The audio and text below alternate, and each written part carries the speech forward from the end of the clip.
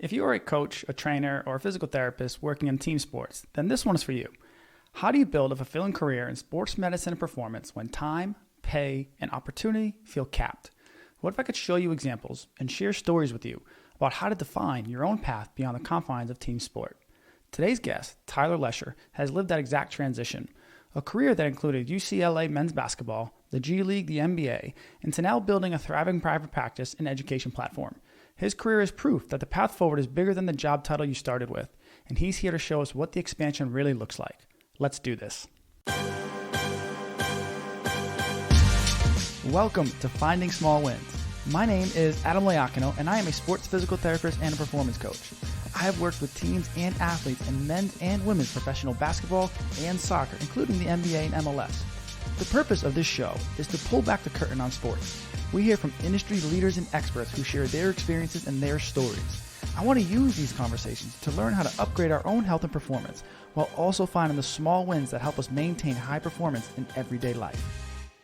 Today, I am joined by Tyler Lesher, an athletic trainer and performance specialist whose career spans the NBA, the G League, and one of the most intense environments in college sports, UCLA men's basketball. He's now a private sector performance therapist, creator of the Advanced Rehab Certification, and a mentor helping young sports medicine professionals build both clinical mastery and entrepreneurial skill. Tyler has seen every version of this field, from low-resource grind to high-pressure elite sport, and he brings a rare, unfiltered view of what actually shapes great practitioners. In today's conversation, you'll learn 3 powerful lessons. First, why the biggest career unlock isn't more skills, it's reframing your identity beyond your job title. Second, how consistency, not complexity, drives both athletic performance and professional growth. And third, why the future of sports medicine belongs to practitioners who combine technical skill mastery with business acumen, because the value you create shouldn't be limited by the structure you work within. This is a conversation for anyone who wants to grow past the traditional model and build a career with longevity, autonomy, and impact. Now, let's jump into this conversation with Tyler Lesher. Tyler, what's happening, bro? How we doing? How we living? It's nice to catch up here and chop it up, man. It's going to be a fun conversation because you're in a unique space, working now private side in the NBA, previously working UCLA men's basketball in the college space, some G League gigs. And so it's going to be some really cool compare and contrast where you came from and where you're at now. So before we even jump into a lot of that and the work you're doing off the court, let's paint the picture here. Kind of give us a little bit, help us fill in the gaps of where Tyler started and how he got to where he is. Yeah, born and raised in Wyoming. That's the biggest thing. I'm a small town kid. 50,000 or population of 50,000. Never thought I'd leave Wyoming, and then here we are. Biggest thing to know with me is I'm an absolute gym rat, right? Like that's all that mattered. So as I was going through school, I didn't really know what I wanted to do. I thought I wanted to do nursing. Hated that. Absolutely hated that. But I was studying in the gym, right? Like I was just always in the gym studying my nursing books, whatever. Eventually got to the point where an athletic trainer was like, dude, you gotta step in the world of athletic training. He's like, clearly you're in here studying, like that's just not for you. And I was like, all right, he's on to something. So I quit that, and then that's how I ended up getting my bachelor's in the athletic training. I just changed everything over, and I was like, all right, like this could actually like something for me, because the other thing is like I suck at school, like math, anything like that, horrible. But anatomy and physiology always came super easy for whatever reason to me. It was just something I took a grasp on it and ran with. So that just kind of set everything up for sports medicine, right? Then obviously you start bringing in the strength and conditioning components, the health and wellness, the longevity spaces, right? It's all kind of blended into like, all right, like, this is just kind of the world I want to go into. And that's what kind of bounced around all over the place, but really trying to take that unique blend of all the different pieces and become this like kind of one-stop shop kind of person, right? Whether it's my athlete can come to me, whether it's just on nutrition, strength and conditioning, athletic training, whatever it is, right? That's kind of been the goal of my career for the longest time, is like, how can I become this like such a unique, valuable resource for a select few people that, this is going to be the thing that I offer for them. And that's kind of what's driven me from, going like, Division II to working with the Cavaliers, Hornets, where was I at? FAU, then UCLA, and then now into the private world. It's just all kind of been this giant blend of experiences and learning and whatnot to create this piece and being providing value in that world of health and wellness. There's a question I'd love to ask folks that have been in in and around the elite level of sport, professional and top tier division, NCAA. And it's this question of what was one of the things that you least expected once you jumped into the space? For me, when I got to the high level of UCLA, is the intensity of every single day. Like there is no days off. There is like, when my coach came in, I don't know if you knew who my coach is, Cronin. He's a little ball of fire, man. And I mean, some people call him psycho, some people call him like a genius. But I mean, every single day is the most intense day of your life. And which obviously then comes the stress of, is that player ready to play? Is they hurt? Then you're getting hit with get hurt after practice. It's, these concepts of intensity that I had to learn to match really quick.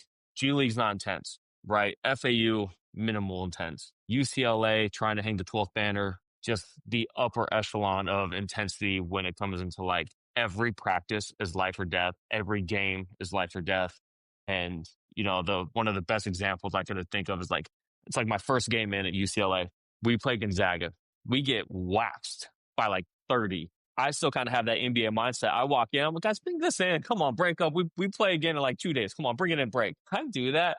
This coach comes in and he goes, get the fuck out of my way, takes off his watch, slings it, and then just rings the team. And I'm like, I'm in a whole new world of like what life is going to be like now.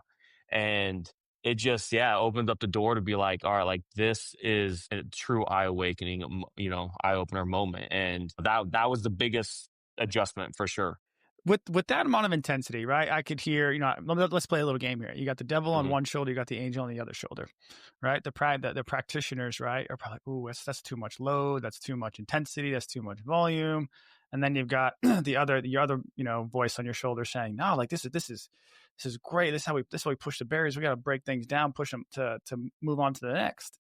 And so the question I asked from you, from that level of intensity and observing that, what lesson did you learn from it that you probably could take away and say, man, this really shaped or made me question some things I was doing in my practice? I think the biggest thing with it is that people underestimate what the human body is capable of. And I think that's kind of where that concept of like load management comes out. And granted, this is my first year working with just one NBA player in 82 games, hopefully plus, right? But like truly understanding that the human body can tolerate a lot of shit. And basketball is the smallest piece of that, right? So being able to practice for 2.5 hours a day, it's like, even if you're fighting through some stuff, like we can get through it. Like you really can. The smallest injuries, they might hurt, but there's a difference between being hurt and being injured. Just a kind of that different concept. It very much shaped me away from the whole concept of load management 100%, and because as I was going through this, I'm like, man, these guys, they can put up with some shit. Their bodies can tolerate a lot of different things. And I would go as far as say like, some of my college guys go through more hell with the practices that they go through than NBA players do, because it's more consistent. Like every day is a war, right? You know how the NBA is. Like some of those practices, like it might be a little intense on a couple of days, but a lot of it is come on, get some shots up. We'll see you again tomorrow. Is like, shoot around. We go play the game. The game is hell, but every day is a battle. And learning how to treat pain, shape around that was like one of the biggest things. And it just truly makes you go like, damn, like the human body is remarkable. And like we can tolerate a variety of different things for sure. You said a phrase, hurt versus injured.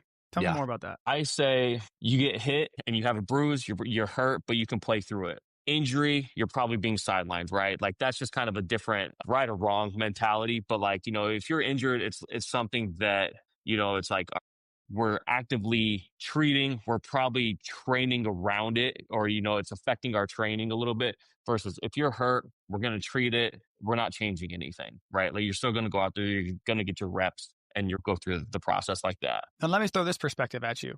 I like that idea, the hurt versus injured. And you're absolutely right. If you're a professional athlete, a healthy athlete is an oxymoron, truly. There's, especially when you play 82 games, right, in the sport of basketball. Yep, fantastic expression there. But I'm going to be devil's advocate here and say, well, what about the longevity of a career? Yeah, I'm hurt now, but playing through this for months, does this cause wear and tear and cause potential moving forward for the longevity of my career? I mean, I'm trying to do this for 10, 15 years, not do this for 6, 7 years, right? Does that influence this perspective of hurt versus injured? Yeah. So my approach with that is, are we doing everything, as in me, you, our collective team, doing everything that we can to maintain that it stays hurt and not an injury, so that if this happens over and over and over, right, are we putting all the interventions in necessary to make sure that this doesn't happen again? So in that, it's like, are we hitting our nutritional interventions? Are you treating the right way? Are we hitting you with the right strengthening and conditioning program to where, with the set principle and progressive overload, to where like you now aren't breaking down in the same aspects that you are, especially at the college level, right? Like you're 18 years old, 19 years old, like your body shouldn't be breaking down. If it's breaking down, there's things that are going wrong already that we need to address. And, even at this level, it's right. Like there's so many different things that we can employ to make sure that that doesn't happen again and over the course of time, right? So it's a team effort, whether it's just me and my athlete or the whole team involved, right? There's just so much to it to be like, this shouldn't happen over and over and over. Because in theory, if you do everything right, nothing bad can go happen. But this is why I don't believe injury prevention is a thing, because nothing's going to prevent someone going out there getting undercut, falling on his arm and breaking it, right? It doesn't matter, that's just a random example, but, shit happens at the end of the day. But, we can hopefully do everything that we can from a strength and conditioning side and a, corrective exercise, whatever it might be, to make sure that, they're putting themselves out there in the best possible situation that they can. Injury prevention versus injury risk management, right? You go mainstream media and marketing, they're going to say injury prevention. You talk to those that are in the space, it's always injury risk reduction, is injury risk mitigation. And that's the truth, right? And you nailed it perfectly. Like you can't prevent injuries. You can do everything that we know from literature that may suggest, hey, if you have these qualities, if you have these certain principles, if you have these certain expressions of, then there's a good chance you're less likely to get injured. And tell me an athlete that's ever played a career and didn't get injured. So bingo. You and I could probably pick it, look at a roster we worked with and say, this guy did everything he possibly could, still got hurt. This guy didn't do a damn thing and didn't get hurt. Right. And so perfect. That's just the name of the game. And so speaking on that, I would love to hear your perspective.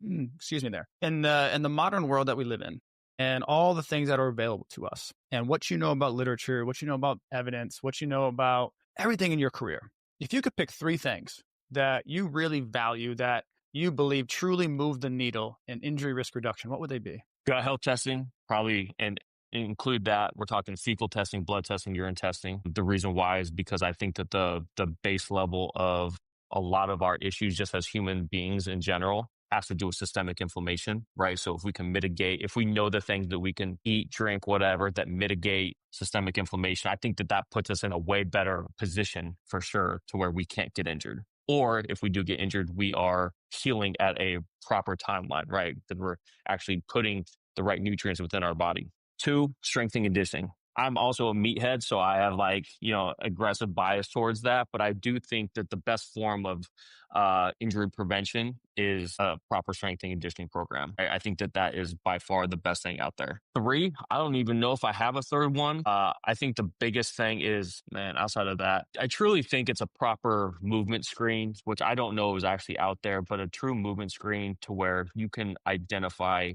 pieces of asymmetries that actually matter. Because I say that in the sense of everybody's got a different movement screen.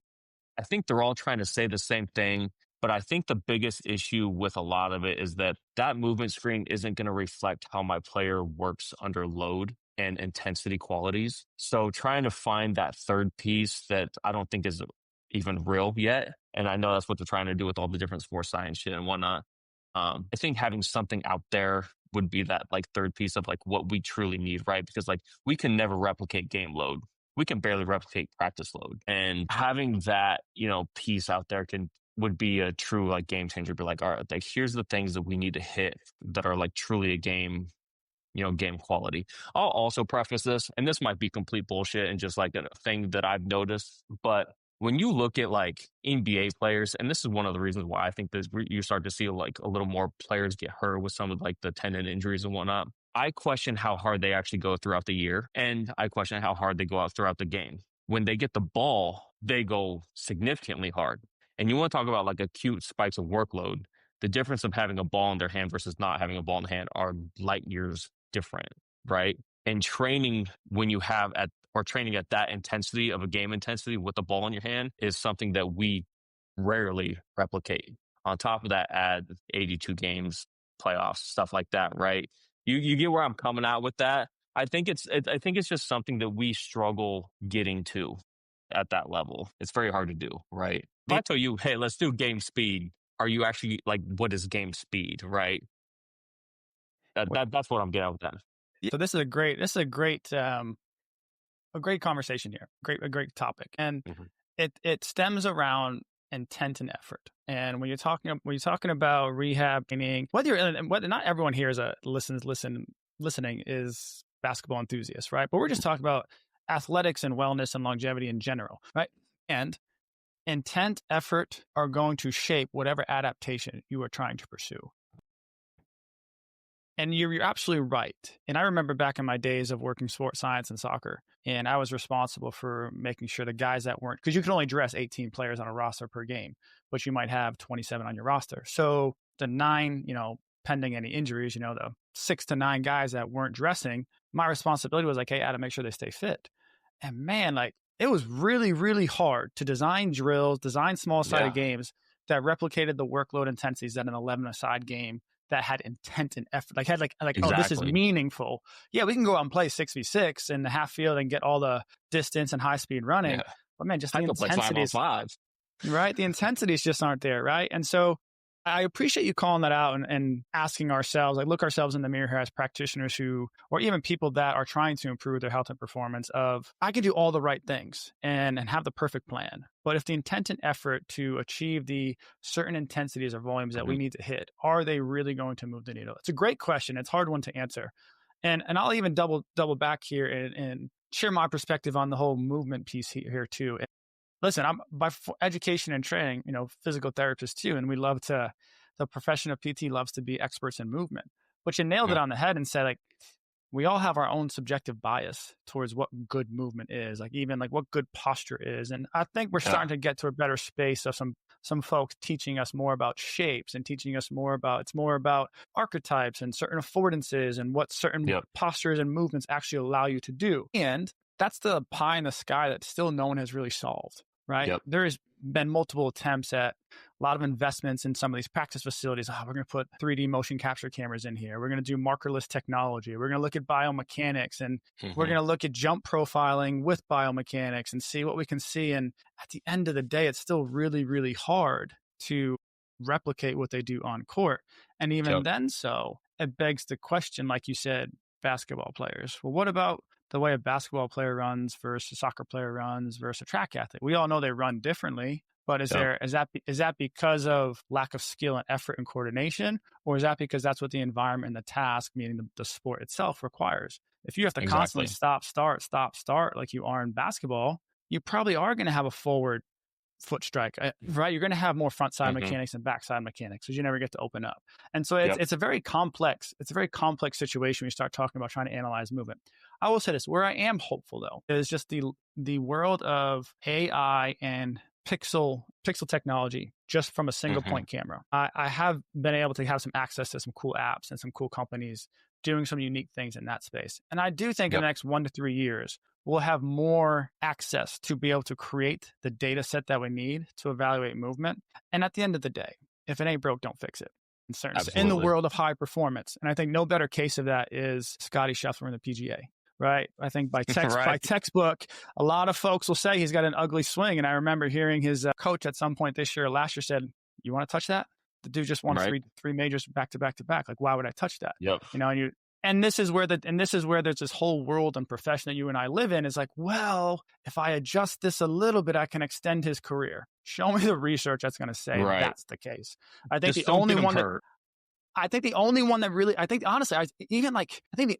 that you can really say if I manipulate or change the way you move, I'm going to make you better is running in a straight line. Yeah, I genuinely think if you can just run in a straight line and improve that. Like we definitely know, and the group at Altus has done a fantastic job educating a Yeah. lot of folks on this. But I think running is probably one of those only ones that you can truly say, yeah, there's a certain bandwidth of movement we have to Yep. operate in. Everything else, man, like there's a reason why you have all There's so many shapes. factors. Yeah. Yeah, you have so many shapes inside. Like, look at the basketball player. Look at there's anthropometrics, right? Short torso, long Hmm. arms. What about the dude that has long legs, right? And it's just, again, there's so many elements. As I don't want to beat a dead horse here, but I just wanted to, you said the movement and I was like, this is great. Yeah. Like, I love talking about this stuff. I do think AI is going to like shape everything. All right. It's going to give us insight into a variety of things that, we haven't scratched the surface on, it's Well, just, it's going to get us there quicker, right? yeah, There's a lot of questions and research that still has to happen and be answered, but the efficiency that we can do things at now has been right. accelerated. And I'm sure you and I probably haven't even scratched the surface of what some of Right. these larger companies are doing. But I'm with you there. I do believe we will get there quicker and hopefully be able to weed out some noise a little bit faster too. Yeah. I feel like I'm curing cancer when I get on ChatGPT, and I can only imagine some of these companies out there doing. It's wild. Man, so we took a deep dive here into like some like nuts and bolts of the training and the injury prevention, risk mitigation side. But what I'm really also keen to talk to you about here today, because we're both in this cool space of private world, working with individual players. I also have the opportunity to work with virtual and other clients as well. How have you, let's just talk broad stroke, right? You went from the team side to now working exclusively with a single player. How has your mentality shifted? Or how have you had to reframe what you're doing when you're responsible for multiple athletes versus a single athlete? I think the biggest thing, the number one thing off the rip is that in team sports, I truly feel like everything's a Band-Aid. You're constantly just putting Band-Aid on something just to get them out there, right? How often are you truly correcting or fixing movement patterns, motor coordination, like whatever it is, right? Where it's like, all right, like, when I was at UCLA, it was the guys would come in, hopefully they weren't banged up, but over the course of the year, it's, let's, ice tape, whatever the hell we got to do, just make sure you're out there. With my athlete now, it's truly, back to like the movement quality piece, right? I can put him through my version of a movement screen, see the things that I think that he needs to change. What is he actually capable of changing? And then really fine tuning those pieces, right? Scapular dyskinesis. Is that something we can truly fix with him? Yes. All right. Let's focus on these variety of these different things. Like truly like, it's again going from a shotgun approach to a sniper approach. And that's the difference of like what I truly think that I'm able to do at this level. I hold I hold myself accountable, which again is a whole different level of stress because, if he's hurt or injured or just not feeling well or something, then I take that load on. I'm like, shit, like, I better figure out everything I can about the shoulder or whatever it is, right? To learn about it, to get him right. That's the biggest thing by far is like, being able to be like, all right, let's truly, in my opinion, like you said earlier, it's like, if we're going to try and lengthen out your career, then we need to improve these specific metrics, right? We need to make sure that you are healthy. We need to make sure that you're moving better, and we need to make sure that you're strong. If like for with my guy now, he wants to sign another contract at least before he retires. So it's like, all right, well, we got to do everything possible, and that's having a sniper approach to his body. So that's really the difference of it all, for sure. What would you say? Now, we just talked about, let's tie in the earlier part of this conversation here. Mm-hmm. We talked about some things that you believe in strongly to reduce injury risk. How does your perspective or your lens or even the tools that you use to achieve those things being, we said gut health, we said strength and conditioning, and we said movement, right? When you have to, like you said, go from a shotgun to a sniper, the end goal is still the same. You're still trying to improve those qualities, yet you have different tools in your toolbox. How has your ability to leverage positive outcomes in each of those categories potentially changed or not changed since going from multiple athletes to a single athlete? I think the biggest thing with my athlete now, I mean, and being able to use, like you said, like the things like gut health testing, was the immediate response of just going in like, how do you feel? Right? Like we've tested this. We learned that we need to pull back on, whatever the test gave us out. And then within 2 to 3 days, where I'm asking him, like, how do you feel? Like, how's your sleep quality? How's your energy? How are these things? And it was off the charts.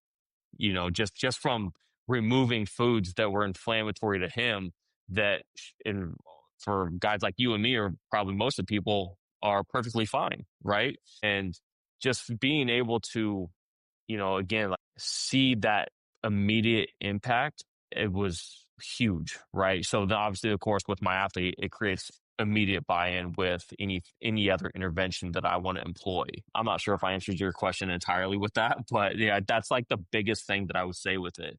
And then on top of it, it's like, you can't do that shit at the college level. Right, it's too expensive, and well, maybe you can now with like NIL money and whatnot, but you also have to be willing to, to put that up, and the athletes would have to be willing to make the changes. And some college athletes are, some college athletes aren't. Changing nutritional habits is one of the hardest things human beings do in their lives. I truly believe that. All right. And why is that? Why do you think so? We are the foods we eat, the quality of the foods that we eat, the science of the shitty foods that we eat. It's so stacked against us from, top down, right? You want to talk about like science and evidence, like look at the science and like what goes into the Pringle and why it's shaped like that. It's because it's pleasing to our eye so that you just keep eating them over and over and over, right? There's just so many things that are kind of stacked against us as humans that like big food companies have figured out, that the odds are forever stacked against you. And it's too hard to eat healthy, because unless you also have like an awesome chef that's going to cook you like this amazing plate, it's just a lot easier to go hit Raising Cane's or Chick-fil-A and be like, I got this for $6. You know what I'm saying? So there's that. I mean, there's just so many like factors to that as well. But that's just the reality of it. You have to be so disciplined behind it. But I think the biggest thing is too is like knowing that, or like having the true understanding of what like deep nutrition is and how it truly affects you. And, one of the approaches that I have with like all my athletes and people that I work with is you're only as good as your body's only as good as what you put into it. Obviously, like it's just simple input output with it. But if you don't know specifically what's good on the input, then you're always putting out a shitty output. And that's really where like the testing comes into play for sure. Because again, what might be healthy for you might be awful for me. There's no way to know that except for through testing. Listen, you've had success working with the college players, you've worked in the pro space. I hear you say it's very difficult and the odds are stacked against you. And you and I have had the opportunities to help people make better decisions. What would you say has been one repeated piece of advice that you're giving folks or giving athletes when it comes to trying to make a better decision or create a better system around the world of nutrition? Ask me. That's like my advice to them. I tell them all the time. I don't care if it's 8 o'clock at night and you're on your way to Chick-fil-A and you ask me, what should I eat? Or you're walking through the athletic training room, whatever it is. Like, don't be afraid to ask, right? Don't be afraid to look it up. I think that, again, you only know what you know and you don't know what you don't know, right? Most of our athletes really, like they come from a very specific culture and population that isn't really, out there of going, hey, we're pushing like all these different heavy foods. Look at basketball, right? It's like most of you guys come up through the AAU where they're slamming Domino's pizza between games, right? And you're playing 7 games. And it's just because, that it's cheap, it's easy, whatever it is, right? But that's what I'm always telling my guys, like, I don't care time or day, text me. Like, ask me if it's right or wrong. I mean, it really is. Like, I ask, like, the two pieces of advice, like, don't ask, don't get. And it's not what you know, too. Those are the two things I stick with. I tell my athletes that all the time is like, don't be afraid to ask me at any given point, like, what should I be doing? And I have no issues giving the answer, right? I don't care if it's Sunday at 9 p.m. and you go walk in the training room and I'm not there. Ask me. I'll send you a whole rehab thing to do, or it might just be getting ice stuff for 10 minutes. I don't care. Just ask. That's the biggest thing. Because especially at like the college level, they're young, it's a whole new world. Right? These kids are 18. They're coming in. They've only lived with mom, for the longest time. And they don't know. They've never been on their own. They truly, like, just think of how we were when we were 18, right? In your freshman year, it's like, we have no idea what the hell's going on in the world. So like, just don't be afraid to ask. And the biggest piece, like I have to tell myself is, be relatable to the guys. You got to be relevant, but you got to be relatable. You can't be that like old dog that's like a dickhead athletic trainer sitting in the corner, like, it gets pissed off when an athlete comes in. It's like, you got to be happy. You got to be able to have fun with these guys and, like make yourself available for them to want to ask you for advice. You know what I'm saying? I think that's the biggest piece that like I continuously try and work on within myself to where I want to be that resource of information that they feel comfortable coming to. Man, I appreciate the just ask. And Yeah. not everyone has access to Ty. Not everyone does. Yeah. But Everyone's got Instagram. Hit me listen, up. but yeah, slide into the DMs here. And like we were just kind of talking earlier, there's a world of AI out there, and there's a Yeah. world of prompt engineering and having a conversation. Albeit, like, we are not supporting that you should be going through full diagnostics and clinical advice over Right. AI apps, but you could probably get, I'm sure you've played around with it too, right? Probably get 70, 80% of it's probably spot on. And then, you need Yeah. a little fine tuning, 30, 20%. But for the most part, right, some of those things that you may say, hey, athletes, hit me up. I had no problem supporting you. For those that don't have a Tyler or don't have an Adam or have someone they can go to like that, Yeah. man, as long as you know how to ask the right question, that always comes back to asking the Absolutely. right question. I'm Be sure you can inquisitive. find, yeah, you can find some answers through, whether you're using ChatGPT, Cloud, or Hmm. Grok, whatever it may be. Man, so Right. I couldn't agree more. You don't know what you don't know. But I'd be remiss if I didn't ask, and I wish I asked this question earlier, right? You've alluded to it a few times, and that was, coming to the college space, not having much, to then all of a sudden having a lot of options, opportunities, but then even more so towards the end of your tenure, the NIL boom that happened at UCAA. So before, UCLA, not and in the NCAA, not UCLA, excuse me there. So I'm really just curious, and it's a world I've never worked college, only works pros, and it's just a world I'm always curious about. So anyone that's in there, I'm always just want to learn kind of what that experience was like. And I know a lot of people like have perspective on, is NIL beneficial? Is it ruining the college game? Is it taking away from the college athlete experience? All those things. So this is a really Hmm. kind of open-ended question here is, Yeah. what was your experience like in the world of NIL? Yeah, because I was there really with like the induction of it. There were like talks of how this is going to work. And then really the year I left, or I guess earlier this year, kind of came into where like the teams were now paying athletes. So when I first got there, I was like, this is going to be really good for the athletes, right? Like, because I do think that the athletes should be able to make money off their name, image, and by all means, right? You look at a guy like Reggie Bush and whatnot. God, I can't believe Johnny Football. Like dudes should have capitalized on that. Because that the schools and the universities made so much money off of their name, image, and likeness, and they should be paid for that. Now that it's kind of like slowly, well, I guess I shouldn't say slowly. I guess it's been like 2 years now that it's just like ramped up. But the amount of money these guys are getting now, I don't have an issue with them getting paid. I just hope that they all do the right thing and get a financial advisor. They listen to the people. I can tell you the guys at UCLA driving the nicest cars, whatever, living on Wilshire where there's, I know it's like $9,000 a month to live there. You know, I just hope that they, not everybody is going to go to the NBA, right? We know that. Not even everybody's going to go play overseas. So you better make damn good with the money that you're getting now because, it's got to last. The flip side of it is where I have an issue with it is when the school started paying the athletes and how there was nothing for like the athletic trainers, the strength coaches and things like that. And the amount of money that an 18-year-old kid who potentially is only there for 6 months, it's like, how much do you value that versus your athletic trainer who's, you hear it all the time, right? You're the boots on the street. You're the people that are in there grinding, we appreciate you, all this. And it's like, all right, well, you just paid an 18-year-old kid who's here on a 6-month loan, like $2 million. And, he's going to be gone after this. Like, do you value that 6 months with that kid over the course of giving your entire medical staff either a raise or that piece? Like at UCLA, we had to fight for an Alter G to get approval for that. It's like, how much do you actually value your staff if that's the case, right?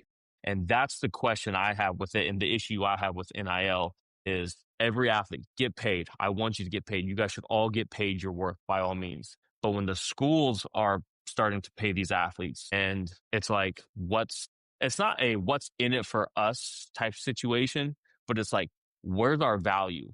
Like truly, like how much value is an athletic trainer at a school like UCLA, right?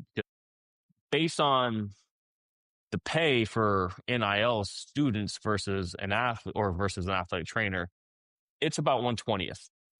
So then it's like, all right, well, if that's the case, then like, it really changes your mind on like your effort and your work and whatnot. And it's like, it's hard because like you're beyond motivated, right? Like when I was at UCLA, I was like, I'm going to bust my ass. Like I'm going to become the greatest UCLA athletic trainer, right? Like it was a job that I could have never imagined in my life that I had. Like I'm watching these kids get paid light years more than me. I'm like, not that I ever had a chance to be an athlete, but I was like, there's something wrong with this dynamic of the amount of money athletes are getting. I understand it at the professional level because they're professional athletes, right? And you're only going to pay a professional, like, a guy like us, team athletic trainer, X amount, whatever. You're still getting paid pretty good money. But when you look at some of these schools, the athletic trainers are making 50,000, and some of these schools, you're paying their kids 1.2 million. And then right before I left, UCLA paid a kid 3.3 million. And I'm like, I just don't know if this is the right fit for me anymore because it shows where your value truly is. And, I could do everything in the world for this university and they wouldn't give me like a $7,000 raise. So it's like, Mhm. all right, well, like I know where the value is. And at that point, that's kind of when I shifted my entire lens of like, that they just don't care, honestly, because you're replaceable. That's Mhm. that's the biggest piece of it, right? You're replaceable, which is totally fine, and I'm comfort at. But that's just the reality of it. I'll say this: you're spot on with the value side of it, right? And yes, I agree. If you're willing to spend, I think what the cap now per school is what, 21 or 20, $22 million, 22 million. 22 Yeah, million, right?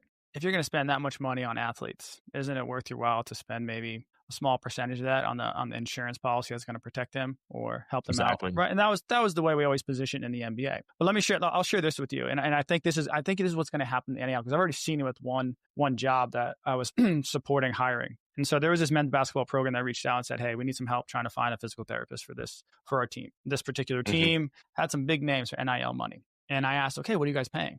And they said, "Hey, we're starting at 150 grand." And I said, Yep. "I'm sorry, what? You're starting at 150 grand? That's borderline NBA pay for a start for Yep. an entry staff position." And I thought about it from I was like, "Oh wait, you've got some top dogs for NIL money, and they're the ones putting the demand on. We need better quality practitioners, right? Right. We need our providers to be higher level." Well, and then I've also seen that trend in NWSL. I've seen that trend Right. in the WNBA. It all starts with, and this is where I'm hopeful, right? And I imagine if you were to go work in a college setting, I think you'd find a little bit better now. But it has to start with the players. It has to start with them getting taken care of first, because Hmm. then they have the voice and they're the ones that are going to be your biggest asset because the players recognize your value, but management doesn't always recognize your value. So Right. when players start advocating, and that's the trend that I've seen across, like I said, the women's leagues. Hmm. I was just talking to someone who was exploring a WNBA top, director job, and they're talking 200-300 grand as a starting salary, and unheard Great. of in the W, right? That's Yeah. fantastic. You want to see that, but that only happened because now you have these players who are coming from the college, who are going into the Hmm. W, who are already worth millions of dollars aside from their poor WNBA salary. And so it's happening, and it does take there's going to be this lag time of when Yeah, for sure. the money eventually trickles down. And so Yeah. I definitely can appreciate the difficult situation of, I can't get a $7,000 raise, but we just paid this kid $3 million. Yeah. I would say, I'll share these stories too. Like, you look at certain NBA teams over the last 2 to 3 years and the amount of money that's been spent on firing coaches, and Oh man, it's crazy. you're willing to Payouts. pay out tens of millions of dollars. It's like, wait, you're going to pay someone not to work here, but you Yep. can't take care of the staff that's in the boots on the street. That's like exactly what you said. Like, we're just asking for, hey, like, inflation's up high. Can we Yeah. get a little bit more, right? And I'm at the living end of in the day, like, LA. LA ain't cheap. yeah, man, like, these are just some of the cold, hard truths. Like, yeah, you think you're going to go to work in pro sports and make more money, and you might. And at the very same time, like, you very well may not, because some perspectives are, well, if you don't want it for this pay, like, we'll find someone else that does, right? And so Right. that's just the nature of the beast, man. Yeah. That's I knew that. probably true. Yeah. I knew that at UCLA. I was like, look, there's a billion people that are lined up for this job. Right. And then when I announced that I was leaving, there was 1.5 billion that reached out to me, which is fine. The only flip side with like NIL with men's basketball, which I think it'll take a longer lag time but you're right. Like, the players will voice it, but the difference with NIL and college basketball now is that every player is really only there for 1 to 2 years because it's Mhm. such a win now attitude that now coaches are like, you didn't help, you're gone. We're bringing this guy in. Right. So it's like, even if you did provide value for just say 8 guys, like on a consistent basis, the likelihood of those 8 guys being there next year is probably pretty slim, right? I'll give you a great example. My guy Dave Snyder over at Baylor, he's been there for a long time working with men's basketball. He started this year with 15 new guys. That's unheard of. So it's like it just changes the landscape. But I do agree. I think eventually it's gonna like trickle down eventually. Again, the where you get caught up though is at the college level, especially UCLA, and I know that this is a one-off factor, is they're looking at, what conference they're in. Now they're in the Big Ten. And they're like, well, Purdue's guy makes, this is arbitrary, I'm just making this up, 85. Indiana, he makes 110 over here, 100, whatever. And it's like, so we're right in the middle. We're competitive with everyone within our conference. They don't realize that Purdue, Indiana is not the same to live in as it is in LA, right? Or they do realize that they're just not willing to do anything about it. So that was like the big shakeup with the whole thing. But yeah, it's just being able to realize that and understand that and kind of be like, all right, like for me, like where do I see myself navigating this in the future and how should I go about that?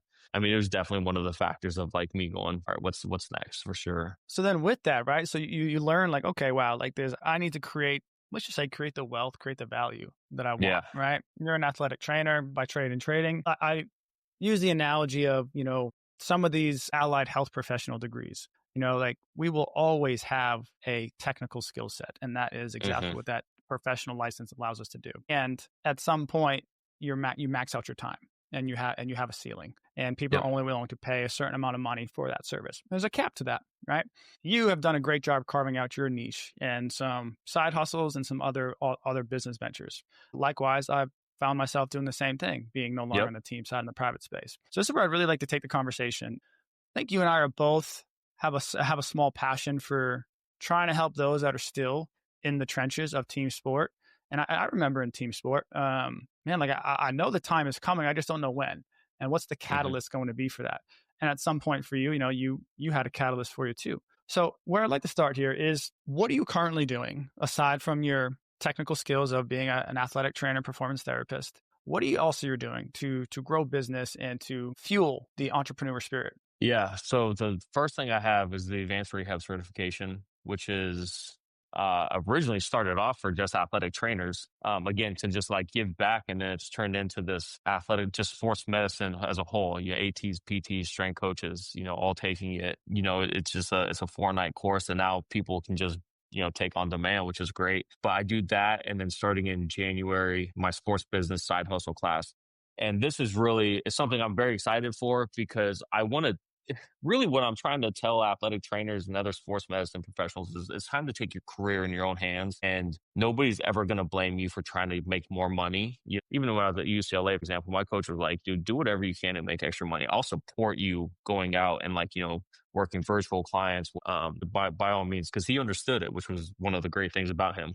But I want to be able to put the resources or give resources back to sports medicine professionals. It's like, look, like there are options for you to make money outside of just, hey, I'm sitting at practice for these 3 hours and I got treatments before and after, right? Like there's so much more to it. And I think one of the things too is, like people like us, we are conditioned for, as we're like coming through the ranks, we're only good or useful if it's, I'm there with my hands on you or I'm guiding you through something, right? Everything is one-on-one or 1-on-5, whatever it might be, right? And that's just not the case, right? Like there's so many clients out there that are in pain, right? Like think of the 5 millions, if not billions, people that suffer through chronic pain or issues or whatever it might be that we can impact their lives on, right? And I think the biggest thing is, you got to be able to be comfortable putting out quality information and becoming a trusted source of education to where somebody goes like, okay, like I feel comfortable working with that person, right?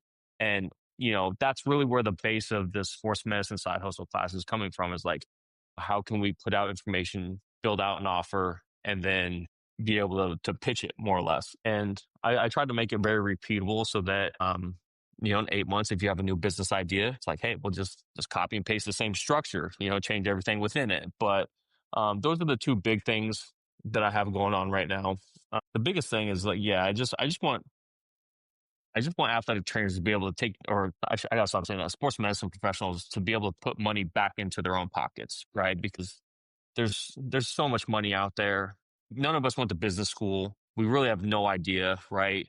Like everything that I've learned has been trial and error. I dropped 15 grand on a business course once on my credit card. That was the dumbest idea ever. But, thinking that I was going to get some like awesome ideas out of it. And, over the course of 2 years, I eventually like mapped out the advanced rehab certification, which was like my fifth business idea because my first four were ass. I eventually got there, and then, then it became like this awesome tool and resource. So, that's just the biggest thing. And it's like, it's the same reason why, like when people, I make them apply. That's like the wrong word, but I make them get on a phone call with me before they get into the course because, again, I want to make sure it's the right fit for them because I don't want to take money from them if it's not going to be useful for them, right? Like sports medicine, we don't make enough. I don't want you to pay me if this course isn't going to be beneficial for you, right? I want this to be in alignment with everything that they have going on because last thing I want to do is be like, hey, you're going to pay me and you go through the course of month. That was absolutely useless. And then I just took your money. I'm going to feel awful. I'm actually just going to refund your money back because I don't want that to be the case. So that's my approach with it for sure. But those are the two big things. I mean, outside of that, I push so much content. That's like my second job is just, pushing content out there, good or bad. I hate it, but it's part of it. Listen, man, there's a bullet you have to bite, and that is, yep. There's a bullet you have to bite. And like it's part of the game. But and content creation is organic marketing that's free. Yeah, absolutely. And the name of the game when you're in the private space is, I'm not saying the loudest person in the room is the best in the room, and the quietest person in the room usually isn't going to be there either, right? So you have to be able to, the world of self-promotion is part of the game. It's a pill I had to swallow, and I still struggle. Like I still battle that. It's like, man, like I still don't want to talk about myself. And I think part of that, right? When you work in teams for so long, you recognize exactly where you're going with this. It's not about you. It's about the team, right? You're always part of something bigger. Well, you literally have to do a complete 180 when you decide to be on your own. It's like, I am the only person that's my cheerleader. I have to talk about myself. I have to push myself out there. And it's uncomfortable at first because you're like, this is not like what I built my career on. I built my career on being a team player, being about the person next to me, not about me. And that's a big shift that has to happen when you step out of this team side and you step into the private space, right? And I'm sure you've seen some benefits of leveraging that space more and the opportunities that eventually come when you get more comfortable and you know how to work that system. Absolutely. There was something you said about like not really knowing what you're doing. You had like 4 or 5 business ideas and eventually the fifth one stuck, right? The way I liken this transition that you and I are both in right now, as we have over the last year or two gone from team to private, is it's almost like a second career. It's not quite, but you're talking about 2 drastic environments. You're talking about a solopreneur versus being a part of team sports. 2 totally different environments. Your skill set's still there, right? But you have to just frame everything in a different light. And it feels, that's how I've felt at times where, man, like I feel so uncomfortable doing this. Why? But it's like, oh, like I've never had to do this before. I've always worked for a team. This was the environment we worked in. It's somewhat similar, but also different, right? And so like, that's how I've kind of have found comfort, if you will. It's never comfortable. It's always uncomfortable, right? Anything new. But I've recognized, man, it's just a second career, right? I've had to rephrase, pivot everything that I'm doing and shape it in a different light. But I will say this, and I hope anyone that's working in team sports has played a sport, even if you don't never worked, you're an athlete, you've been a part of a team. When you know how to work a part of a team, it's a lot easier to work independent. It's a hell of a lot harder to be independent and learn how to work on a team. You have all the skills and you have all of the right assets within you to go out and do it on your own. The hardest thing is just taking that leap. And it's so true because things that are so second nature to you and I, like concierge service, picking up the phone and saying, yes, I don't have the answer, but I'm going to go find your solution and do it, right? That was just the name of the game of your day to day. It's like, oh shit, this player just asked me to do this. I don't know. Oh shit, coach just ripped me a new one, but I'm going to Right. show up tomorrow and shake his hand. It's like all those little things along the way prepare you to be really good in business. It just is a matter of reframing and shaping it to, rather than Absolutely. being a rehab plan, a performance plan, being organized with your itineraries on a road trip. You just got to take that same skill set and then apply it to the business world, right? That's what a business plan is. That's all it What's is. your goal? What's your goal down the road? Okay, that's your return to play return date, right? Okay, I'm only on day one. What do I do to Hmm. get there? It's just Yep. different context, man. That's all That's it is. all it is. That's exactly what it is, man. Because is exactly right. Like when you look at like the end goal of a rehab versus business, it's like you just reverse engineer it. For me, it's like I'm learning more about like ads, Facebook ads, like the different like pushing things. I'm like, I mean, that's really all it is, man. It's just a piece of, it's a corrective exercise, that you just put it out there and have it rock with. But yeah, you're 100% right. I mean, that's exactly what it is. Because you see guys that are independent that go to the team sport doesn't really shake out that well. And granted, they might win, but like it's like you can always tell there's like that hesitancy versus going from team to independent, and yeah, it's just a different frame of mind, but it's definitely beneficial. I wouldn't be the clinician I am without the team aspects, Mm. right? I've always said that. Like, I think that I would be a shitty clinician had I not gone through the G League. I would argue that every person that goes to the NBA should have to go through a year of the G League to learn how much the grind is.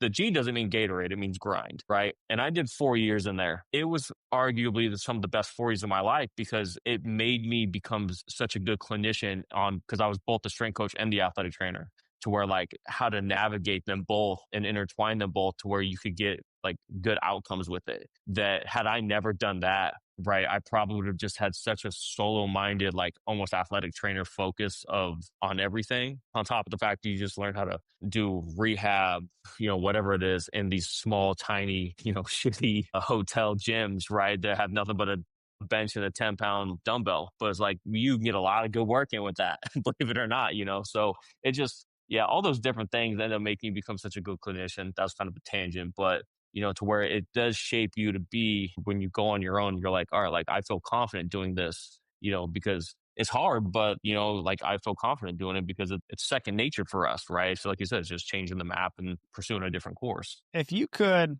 listen, I'm all about helping people find small wins and finding the upgrades, right? Let's use two avatars here. Okay. If you have an avatar of a listener right now who was in yours and I's shoes 3 years ago, right? Still working for a team, man, it's just getting grindy. It's hard. Also, maybe like life outside of sport is starting to look greener. Some things in life are happening. I know an impetus for me was my kid was born. I was like, oh Hmm. man, like this is just not. I see the people that work in sports that have kids. Man, it's a tough life, right? So if they were in our shoe, let's rewind 3 years and you're back, working for the team. What would be the advice that you would give someone to help them get out of their own way to find a path to define more of their value beyond what the team identifies it as? The one thing that is going to be constant is if you don't make the change now, nothing will ever change. And that's like the biggest piece to it, right? It's like you're either going to make the decision to improve your life standards, your financial standards, whatever it is. You're either going to make the change to do that now and kind of do the things that are necessary to put you in a successful position that you find successful, right? Like a lot of people just work for the team and just, hey, I'm successful. All right, let's teach their own, right? You either make the change to do it now, or nothing obviously is going to change, right? And that's like the biggest thing I tell on these phone calls to these other sports medicine professionals. I'm like, the one thing we know is if you don't do anything about it now, nothing's going to change, right? All your issues that you're telling me, practice, coach, financials, they're not paying me enough, nothing's going to change, right? How are you going to support that is by making the decision to enact change on your future. And that's the biggest thing I would tell them easily. And then let's use our second avatar here. That is just you and I had been privy to environments, resources that if you've never worked in the team side, never worked at the professional level, you may not even, you know what you don't know, right? You said it earlier in this conversation, right? With the access and exposure and even what you're doing right now, right? We've been privy to some cool stuff. Let's just call it that. Of everything that you've seen in the world and all the success and all the bells and whistles and trends, knowing what you know now, what would be the piece of advice you give anyone that if they're trying to make a positive change in their own health and performance, what's going to make the most worthwhile change? Man, the most worthwhile change is just, I think, is just being consistent, because that's what a lot of people can't do. A lot of people can't be consistent. It's like we talked about earlier with like the food. A lot of people can't be consistent making the right nutritional choices. A lot of people can't be consistent working out a couple days a week. It's just, they're consistent with watching Netflix. It's changing that mentality and figuring it out. Like, it's hard being consistent, like studying and like, filling out resumes and perfecting your resume and being in situations to where you're gonna be an ideal candidate for a hire, right? Like all those different things, it takes consistency to learn and grow within that. And a part of it is it's all about discipline within yourself for sure. Because kind of once you make that initial change, what you find, at least what I found, was that everything else in life just kind of follows in its footsteps, right? Once you kind of make the decision of like, all right, like I know that I need to be the best version of myself, that comes with food, sleep, family, whatever it is, right? Working out, all these different things. But it's all useless if I'm not consistent with it. The consistency is going to make you the best version of yourself. And then when that time does come, whatever it is, job, opportunity, this, that, or the other, then you are in the most pristine form of yourself to capitalize on it.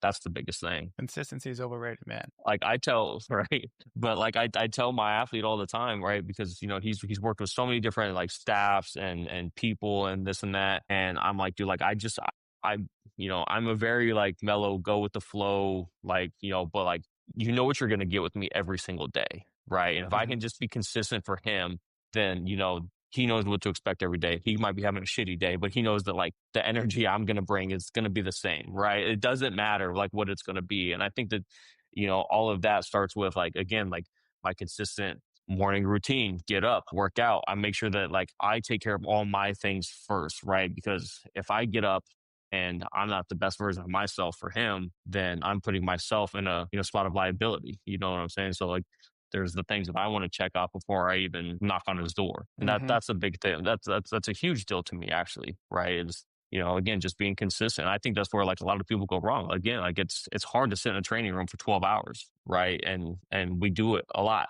twiddling our thumbs, but finding time to study, educate yourself, work out, eat the right things, whatever, it does matter. You talk about finding small wins. Those small wins matter into your mentality and your day-to-day life, and then your sleep quality, and then your approach the next day, and, then your relationships with the people you're around. Like those things matter every single day. And, you just have to be willing to be consistent with those small things. Amen. Consistency is the name of the game, and it's hard to. It's hard to because you get on your phone, you doom scroll, you see this next great thing, you see this other person doing something, you want to do that, and it's hard. But I think this ties in nicely to kind of wrap things up here. Is one observation I've made of late, just being on social and seeing what everybody's doing. There's so much buzz around longevity and so much buzz about how to live longer and do these. And I think it's freaking fantastic. I love people. I mean, the clients I'm starting to get to see me and what they want to do and what they want to pursue. I love it. I mean, I just had a call with someone that, he has this amazing goal that he wants to get back to adventure travel. And I think it's fantastic. Right. And like, those are the kind of cool moments you want for people. What I've also observed is when you talk about consistency, the things that people are promoting that are known to improve longevity, right? Cardiorespiratory fitness measured by VO2 max, muscle mass measured by DEXA scans, strength measured by resistance, right? Right. All these things. I'm not quite sure everyone understands the amount of consistency it takes to be able to achieve those things. And there's past podcast guest, Pat Davidson out of New York City. He's into super, you talk about a meathead who's also a brainiac, right? I love following Pat's stuff on social because he'll just constantly say, man, like what's going to make the most worthwhile change is the boring shit done time and time again. He's like, you want to grow muscle? You just got to load that thing, progressive overload for months on end. You got to eat a shit ton of food. If you want to explore pharmacology, sure. But it's like the consistency that takes of effort, intent to tie back the things that we're talking about earlier in the conversation. right? I love that. I think it's just a great way to wrap this up that, hearing you say consistency, like if you're listening to this, it doesn't matter what you're doing. If you want to start a business, if you want to climb Mount Everest, if you want to just get on the ground and roll around with your kids, right? Like and in order to start doing those things to get those adaptations, you just got to be consistent with it. And you're right, dude. It's just hard in the modern era with all the distractions we have and judging against those next to us and trying to keep up with the Joneses. It's just hard, man. It really is hard. Mm-hmm. Yeah, dude. What's the? I'm trying to think of what the term is. God, just escaped my mind. But comparison is the God. Why am I blanking on this line? Is the thief of joy. Comparison is the thief of joy, right? And that's what the number one issue with social media is that we all see is. I'm sure people see what you and I are doing. I see what other people are doing, and I'm like, shit, like I should be doing that, And then I sit there and like bog down on myself, and it's like, I'm doing all right. Life Man, ain't listen, so bad. You know what I'm saying? Like it's not that I'll, bad. that was the hardest thing for me coming out on my own was you don't know what when you come from the team side and you go into the individual side, you wear a lot of hats when you're working for a team. Well, when you come into the business world, you can't wear all the hats, right? That's like, no one's like, what are you selling? What do you like? What's your service? It's like, I do this. Like, Right. well, that's a lot, right? So that was actually a really hard thing for me to figure out is like, what is going to be my thing? What am I going to be consistently good at that when you come see me, this is what you're going to get? And I told myself, I give myself a year. I took a year and I said, I'm going to do a lot of business stuff, like random things. Like people ask me to bring opportunities, I'm going to say yes, because I don't know what I don't know. I want to trial out some stuff. And almost 2 years in, I finally have found my groove and like this, you come see me, this is what you're going to get. These are the programs I have. I don't do this. Nope. Go see this person. I'm not going to be your end all be all, right? Like I can't be successful in a business that way. But talk about being consistent and keeping up with, comparison is a thief of joy. Man, I would see stuff on really like what this business is doing. I want to do that. Oh man, like my buddy's doing that for business. I really want to do that. It's like, man, you can't, right? At some point you do have to settle down into a niche. But with that, I also do believe for someone that's coming out of the team sport or someone that is used to doing a lot, but then has to, really refine and pick something. I do believe there is value. And I heard you say it in the beginning, like you're just failing left and right. Right? Yeah. There is value as long as monetarily you're not burying yourself in a hole.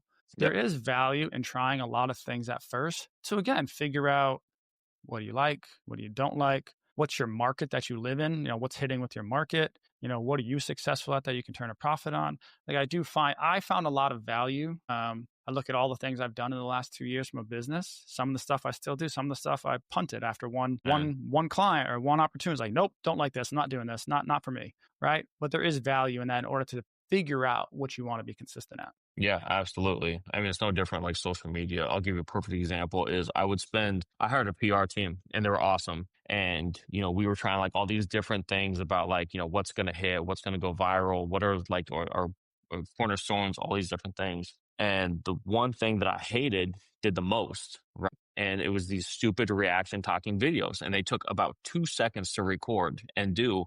I was like, this isn't, I'm not providing value. Like I'm putting out these posts that I'm thinking are like educational. They're checking every box. I'm like, guys like us are going to eat this shit up. And they get like 800 views. And then I put up this little talking head post on like doing a reaction and it got 5 million. And I'm like, what the hell is going on? And then, but like eventually over the course of really a year and a half, like you talk about like changing and dropping things. Like, I mean, not that anybody looks at my page, but like it's very much transitioned into just like these more educational talking head like posts now where I just know that like that's where the value comes in at.